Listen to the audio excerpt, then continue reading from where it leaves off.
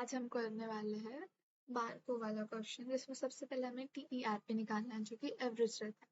और उसे निकालने के लिए हमें जो एग्जिस्टिंग नंबर ऑफ शेयर्स है उसको करंट शेयर प्राइस से मल्टीप्लाई करो और उसके बाद में उसको प्लस करो जितने न्यू राइट्स इशू हुए हैं और एट विच प्राइस, उन दोनों को मल्टीप्लाई करो और इस सब को डिवाइड करो total number of share after the right issue. ठीक है, इससे हमें TERP मिल जाएगा।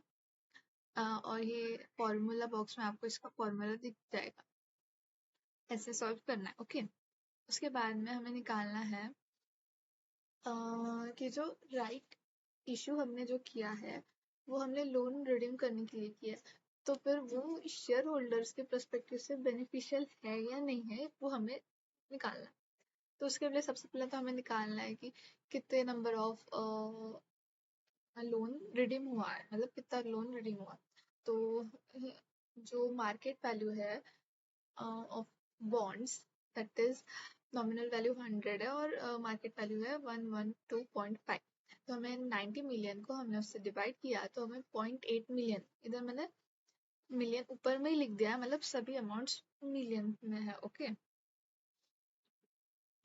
तो फिर नंबर ऑफ बॉन्ड्स रिडीम है 0.8 मिलियन, दैट इज 80,000। और नहीं, दैट इज 8 लाख। ओके, और फिर नॉमिनल वैल्यू है 80 मिलियन, दैट इज जस्ट हमने इसको मल्टीप्लाई किया by 100 because 100 is the nominal value. और उसके बाद में हमने इंटरेस्ट कितना पे किया अपन को 80,000 into 8%, that is given 8% interest rate है इसलिए। तभी हमें रिवाइज्ड वैल्यू जो है प्रॉफिट आफ्टर टैक्स की वो कैसे मिलेगी। हमें प्रॉफिट बिफोर टैक्स पहले से ही देखे हैं और उसके बाद में हमने अभी इंटरेस्ट जितना बच गया है तो फिर अपन ने उसको वापस से ऐड बैक कर दिया है। अब न्यू टैक्स जो टैक्स रेट है वो सेम रहेगा, बट जो अमाउंट है वो चेंज हो जाएगी बिकॉज प्रॉफिट बिफोर टैक्स भी चेंज हुआ है। तो ऑब्वियसली फिर इसको इससे मल्टीप्लाई किए 30% आया और उसके बाद में profit after tax that is simply इसको इससे माइनस कर दो and you will get it. उसके बाद में हम रिवाइज्ड EPS निकालेंगे।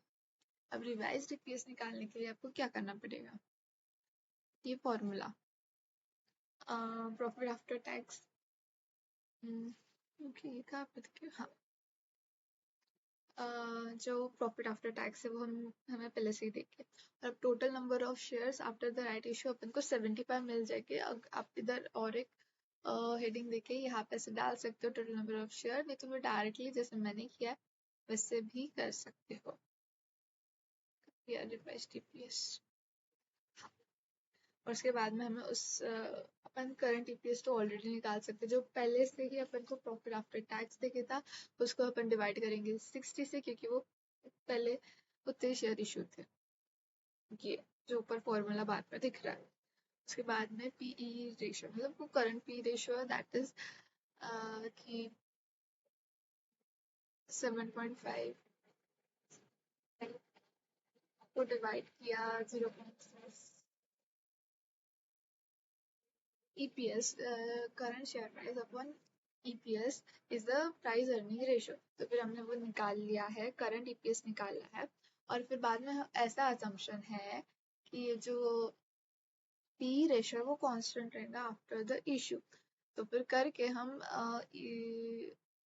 P रेशियो से रिवाइज शेयर प्राइस निकाल सकते हैं, that is just by multiplying P ratio and revised EPS। तो उससे हमें मिल चुका है रिवाइज शेयर प्राइस और फिर जो कि आया है 7.06। अब ये 7.06 जो है वो 7.20 दैट इज TERP से कम है। तो ये देखा जाए तो शेयर होल्डर के पर्सपेक्टिव से बेनिफिशियल नहीं है। तो फिर ये जो डिसीजन है that is not good. But अगर आपको पता हो तो फिर ये जो लोन रिडीम होगा तो फिर अभी रिस्क कम हो जाएगा और कॉस्ट ऑफ इक्विटी कम हो जाएगा। तो फिर जो शेयर प्राइस है वो बढ़ जाएगा और share price capital market decide करते हैं, ना कि हम। और फिर जो कैपिटल मार्केट जो शेयर प्राइस डिसाइड करेगा वो वही फाइनल रहेगा और उसकी वजह से पी रेशो निकलेगा, ना कि पी रेशो की वजह से शेयर प्राइस, दैट इज उल्टी चीजें हो रही है। एंड इसलिए ये जो अमाउंट है वो